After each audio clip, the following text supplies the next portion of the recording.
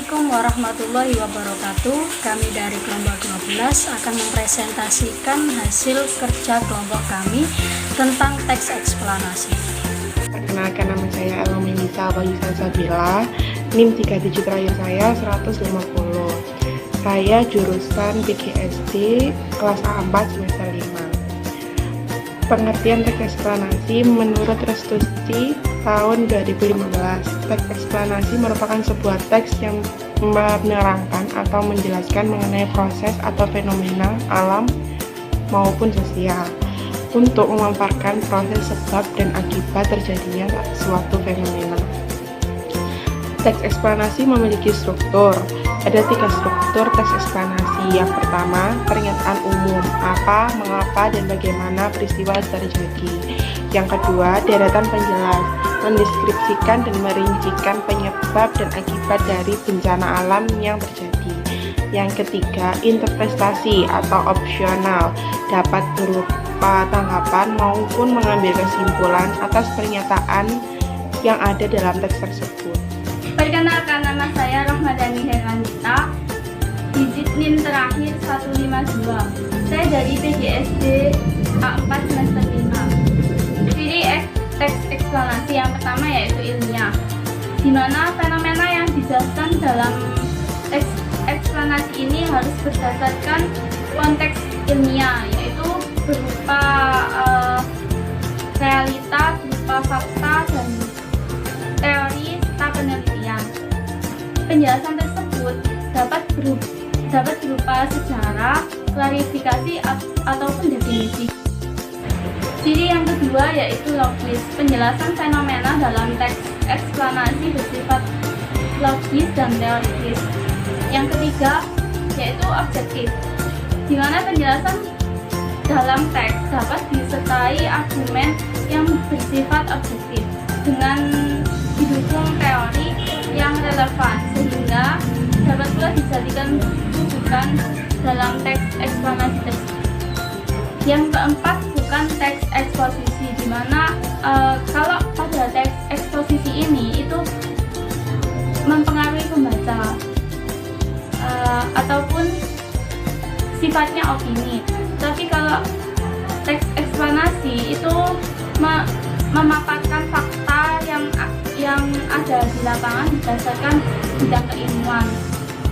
Yang kelima yaitu bukan teks eksplanasi, bukan teks prosedur, di mana teks eksplanasi ini menjelaskan proses yang alami dan itu membutuhkan jangka waktu yang lama. Saya Ainun Khalila, NIM 3 digit terakhir 166. Saya dari kelas PGSD A4 semester 5. Teks eksplanasi yang pertama yaitu kopula.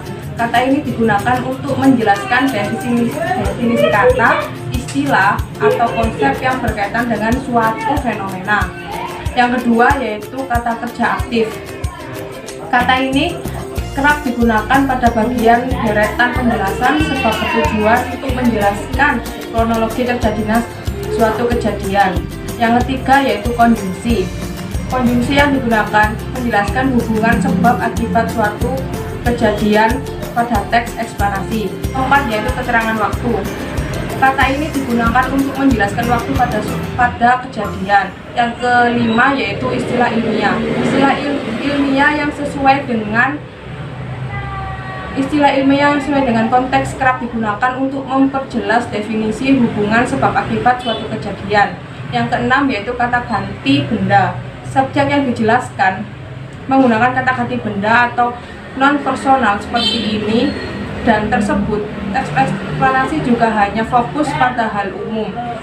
Yang ketujuh yaitu menulis teks eksplanasi. Dalam membuat teks eksplanasi dapat menggunakan pola pengembangan, yaitu pola pengembangan sebab akibat dan pola pengembangan proses. Perkenalkan, nama saya Fitria Milati Faleha, NIM digit terakhir 167, kelas A4 dari PGSD semester 5. Di sini saya akan menjelaskan tentang langkah-langkah menulis teks eksplanasi, yaitu ada 5. Yang pertama, menentukan topik yang menarik. Yang kedua, membuat rancangan karangan teks. yang ketiga mengumpulkan referensi, yang keempat mengembangkan teks, dan yang kelima menyunting teks. Yang pertama, menentukan topik yang menarik. Tentukan fenomena alam, sosial yang kamu sajikan, misalnya proses terjadinya pasang surut air laut. Yang kedua, membuat rancangan karangan teks. Buatlah karangan berdasarkan struktur teks eksplanasi, yaitu identifikasi fenomena, penggambaran rangkaian kejadian. Yang ketiga, mengumpulkan referensi. Cantumkan fenomena data yang kamu kumpulkan pada penggambaran rangkaian kejadian. Yang keempat, mengembangkan teks. Kembangkan karangan-karangan hingga menjadi teks eksplanasi yang utuh. Yang kelima, menyunting teks. Periksa dan baca kembali teks yang telah kamu buat. Syuting jika ada kalimat yang tidak sesuai kesalahan dalam penulisan. Nama saya Naur Rifki, NIM digit terakhir 181. Di sini saya akan menjelaskan tentang contoh teks eksplanasi. Sebelum ke contoh teks eksplanasi, saya menjelaskan sedikit bagian-bagian teks eksplanasi. Ada 3 bagian, yakni pembukaan, isi, dan penutup. Saya mengambil satu contoh teks eksplanasi, yakni peristiwa banjir. Untuk pembukaannya, yakni banjir adalah peristiwa yang terjadi ketika aliran air yang berlebihan merendam daratan, dalam arti air mengalir. Kata ini juga dapat berarti masuknya pasang laut. Banjir diakibatkan oleh volume air di suatu badan air seperti sungai atau danau yang meluap atau melimpah dari bendungan sehingga air keluar dari sungai itu. Bagian isi adalah selain sejumlah tempat yang dimanfaatkan manusia seperti desa, kota, dan pemukiman lain, banjir juga dapat terjadi di sungai ketika alirannya melebihi kapasitas saluran air, terutama di selokan sungai. Banjir sering mengakibatkan kerusakan rumah dan perkotaan yang dibangun di daratan banjir sungai alami. Meski kerusakan akibat banjir dapat dihindari dengan pindah menjauh dari sungai dan badan air yang lain, orang-orang menetap dan bekerja dekat air untuk mencari nafkah dan memanfaatkan biaya murah serta perjalanan dan perdagangan yang lancar dekat perairan. Untuk bagian penutup adalah di berbagai negara di seluruh dunia, sungai yang rawan banjir dikendalikan dengan hati-hati. Pertahanan seperti bendungan, waduk, dan weir digunakan untuk mencegah sungai meluap.